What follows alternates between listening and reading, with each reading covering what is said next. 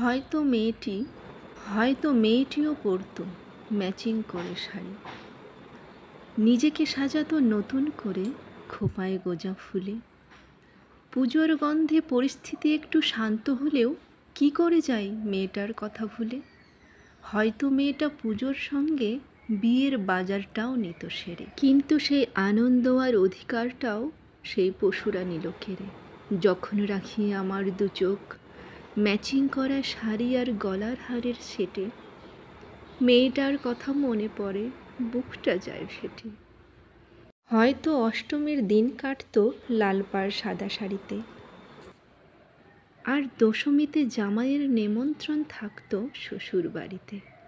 পারতো এটাও হতে, কিন্তু সাজসজ্জের বদলে মেয়েটার শরীর ভরেছিল ক্ষত বিক্ষততে।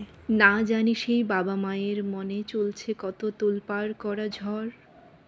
পাবো কি সঠিক বিচার, নাকি মুছে যাবে সব কিছু?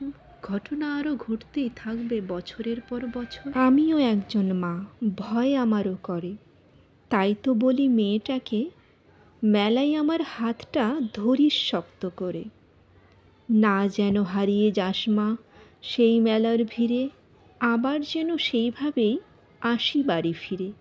পৃথিবীর সব মায়েরই একটাই মত, মা দুর্গার ত্রিশূলেই যেন হয় সেই সব অসুরগুলোর বধ।